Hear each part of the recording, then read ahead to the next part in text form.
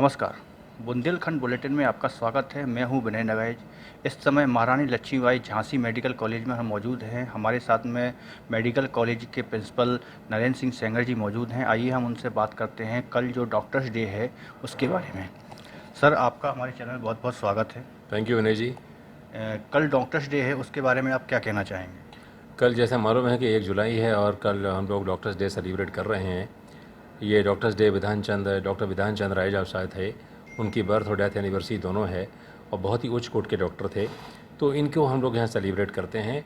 इसमें जनरली ये होता है कि जो डॉक्टर्स के कार्यों को सराहा जाता है, उनको जो योगदान है समाज के लिए, मरीजों के लिए, उसको सराहा जाता है। तो गवर्नमेंट ऑफ इंडिया के निर्देश मिले हैं कि इस तरह का हमें सेलिब्रेट करना है।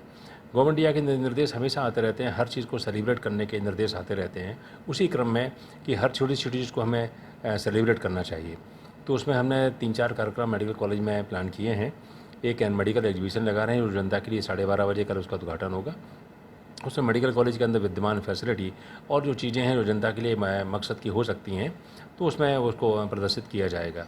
जैसे कल जो आप प्रोग्राम कर रहे हैं, सुना है कि उसमें डॉक्टर सेल्फी का भी प्रोग्राम किया था। बिल्कुल, ये गवर्नमेंट ऑफ इंडिया के निर्देश हैं कि सेल्फी विद डॉक्टर्स, कोई पब्लिक या पेशेंट हैं डॉक्टर्स के साथ सेल्फी ले सकता है, तो इसका भी एक सेल्फी पॉइंट बनाए गए हैं, इसको सेलिब्रेट किया जाएगा।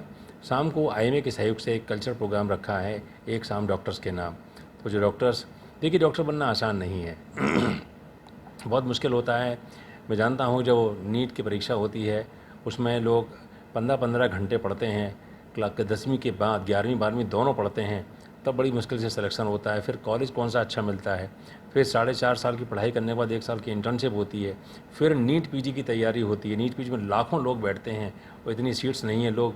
लोग 1-1 साल नहीं, लोग 2-2 साल 15-15 घंटे पढ़ते हैं, तब एक डॉक्टर बनता है इतनी मेहनत के बाद। तो इसलिए डॉक्टर को सम्मान होना चाहिए, सेलिब्रेशन होना चाहिए। और मेरे ख्याल से डॉक्टर से ज़्यादा बढ़िया प्रोफेशन और इस दुनिया में कोई नहीं है। सही बात है। और मैं सौभाग्यशाली हूँ, डॉक्टर अंशुल जैन हमारे साहब हैं, हम लोग सौभाग्यशाली हैं कि दुनिया में सिर्फ 2 ही प्रोफेशन अच्छे होते हैं, बेस्ट प्रोफेशन माने गए डॉक्टर्स का और शिक्षक का।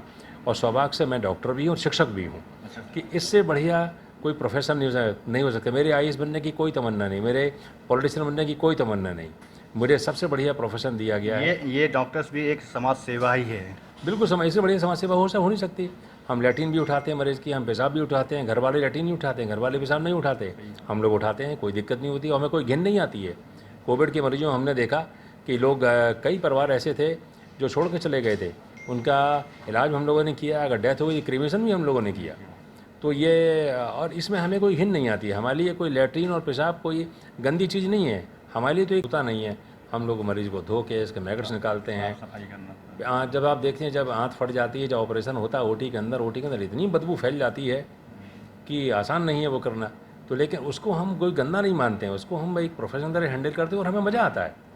फिर भी क्या होता है कि मरीज का कोई जो परिवार होते हैं उनके मरीज की डेथ हो जाती है, कुछ हो जाए, फिर भी डॉक्टर को ही वो दोषी ठहराते हैं। हाँ, ये देखिए गलत ट्रेंड है, ये गलत बात है। इसका मेरे ख्याल से बहुत बड़ा कारण है कि कम्युनिकेशन नहीं हो पाता है। अगर कम्युनिकेशन बेहतर तरीके से हो तो मेरे ख्याल से ये घटनाएं कम होंगी।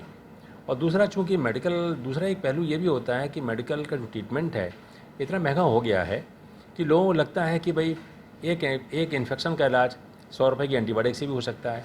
एक इन्फेक्शन का इलाज प्रतिदिन 20,000 रुपये की एंटीबायोटिक भी लगानी पड़ती हैं। ये डॉक्टर का निर्णय होता है। तो जब मरीज़ का खर्चा बहुत हो जाता है, खर्चा होने के बाद मरीज़ नहीं बचता है, तो घर वाले, ये आर्थिक प्रेशर भी होता है। कई बार असामाजिक तत्व भी इसमें घुस जाते हैं जिसको एक्सप्लॉइट करने लगते हैं। तो 2 मेन कारण मैंने देखा है, एक तो कम्युनिकेशन प्रॉपर नहीं हो पाया और दूसरा कारण ये भी होता है, जो मैं ये आपके चैनल के माध्यम से सभी डॉक्टर्स को मैं ये कहना चाहूँगा कि कृपया करके किसी की एक दूसरे के प्रति अननेसेसरी बुराई नहीं करना चाहिए। मैंने देखा है कि कई बार एक इलाज करने गया, दूसरे डॉक्टर के पास गया, दूसरे डॉक्टर ने उसको क्रिटिसाइज़ कर दिया पहले डॉक्टर को। तो मैंने कल ही एक मरीज़ देखा है, मरीज़ के घर वाले बोले कि साहब इसकी किडनी फेल हो गई है और ये वहाँ इलाज चल रहा था, चलो उसको डॉक्टर को मारते हैं चल के। तो मैंने उनको समझाया कि भाई ऐसा नहीं है ये। तो ये जो कम्युनिकेशन है, प्रॉपर कम्युनिकेशन होना चाहिए। मैं अपनी डॉक्टर कम्युनिटी को भी हमेशा कहूँगा कि किसी भी आपस में किसी तरह की क्रिटिसाइज नहीं करना चाहिए। क्रिटिसिज्म करने से एक तो प्रोफेशन का बदनाम होता है, प्रोफेशनल का नुकसान होता है और मरीज़ के घर वालों के दिमाग में एक बेमतलब की गलत बात भर जाती है। तो आपके माध्यम से बड़ी इंपॉर्टेंट बात मैं सबको कहना चाहता हूँ कि क्रिटिसिज्म नहीं करना चाहिए। अगर कोई गलती हो भी गई है तो भी इस तरह से नहीं कम्युनिकेट करनी चाहिए जिससे कि वो दुर्भावना का रूप लेगे, और ये दुर्भावना रूप कई बार डॉक्टर तो वो आपकी जनता की सेवा ही कर रहा है। कर रहा है, बिल्कुल ठीक बात है। अगर लेकिन मैं सभी से बहुत बड़ा कारण है कम्युनिकेशन ना होना और बुराई करना, ये बहुत बड़ा कारण है वायलेंस का। और दूसरा मैं देखा आर्थिक कारण भी है तीसरा। तो चौथा है कि कुछ असामाजिक तत्व होते हैं जो उसको एक्सप्लॉइट करने लग जाते हैं। तो ये बुराइयां हैं, इनको दूर होना चाहिए।